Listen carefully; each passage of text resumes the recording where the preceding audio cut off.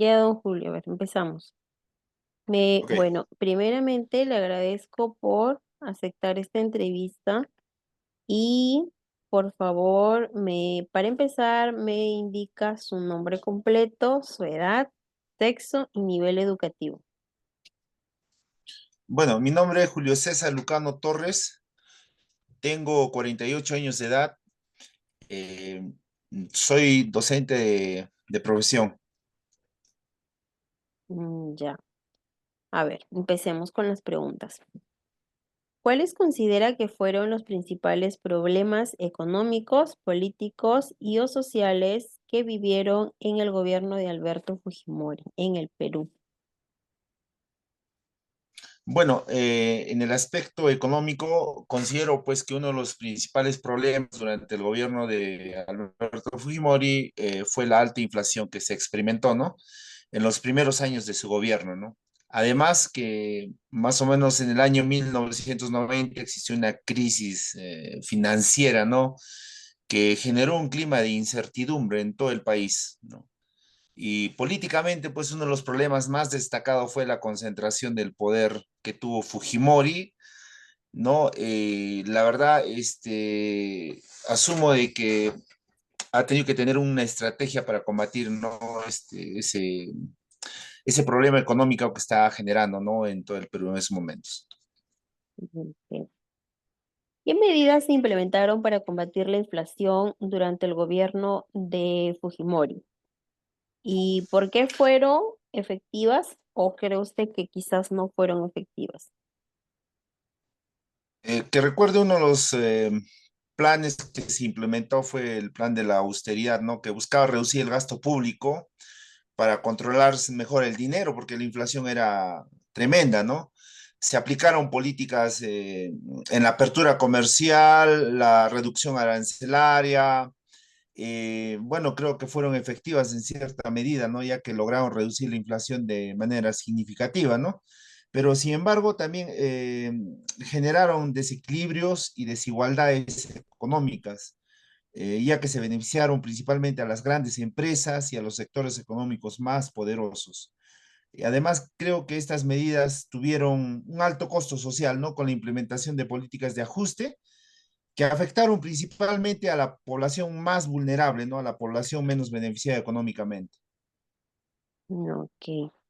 ¿Qué políticas sociales se implementaron durante el gobierno de Fujimori para abordar la pobreza y la desigualdad en el país? Bueno, en el gobierno de Fujimori se implementó el programa de Foncodes, el cual brindaba apoyo financiero y un apoyo técnico para la ejecución de proyectos de desarrollo social, principalmente en las zonas rurales, en las zonas urbano marginales, ¿no? También recuerdo que uno de los, de repente, ayuda social más emblemático fue el vaso de leche, que brindaba un vaso de leche a los niños diariamente, ¿no? A los que eran menores de 7 años, a las mujeres embarazadas, a las lactantes en situación de extrema pobreza, ¿no? Ya. ¿Qué opina de las medidas que se realizaron en el gobierno de Fujimori para combatir a los grupos terroristas como el Movimiento Revolucionario Tupac Amaru y Sendero Luminoso? Bueno, yo considero que las medidas tomadas por Alberto Fujimori fueron necesarias para acabar con estos grupos terroristas, ¿no? En el Perú, eh, ya que estos estaban creciendo cada vez más, atemorizando a la población, ¿no? Aunque muchas de estas, de repente, de estas medidas fueron un tanto controversiales, podríamos decir así, porque violaron muchos derechos humanos, pero a pesar de todo ello se logró debilitar y derrotar, ¿no? A estos grupos que tanto daño causaron al país, ¿no? Tanto económicamente como socialmente, ¿no? Ya. Durante el gobierno de Fujimori se realizó una campaña de control demográfico que consistió en la esterilización de miles de mujeres, sobre todo de campesinas e indígenas. ¿Qué opinas sobre esta política? Bueno, en mi opinión, esta campaña fue una forma de discriminación y de violencia contra las mujeres, ¿no? Las mujeres fueron esterilizadas, fueron víctimas de una política que las consideraba como objetos reproductivos en lugar de personas con derechos, ¿no?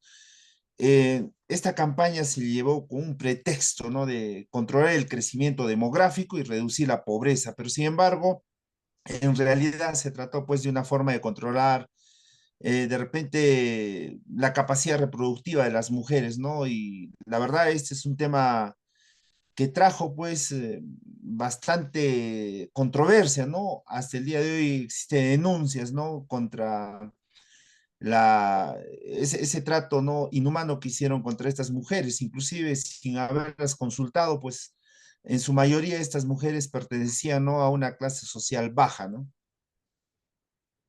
Ya. ¿Conoce las medidas que se tomaron durante el gobierno de Fujimori para controlar la prensa y cuáles fueron sus repercusiones en la libertad de expresión?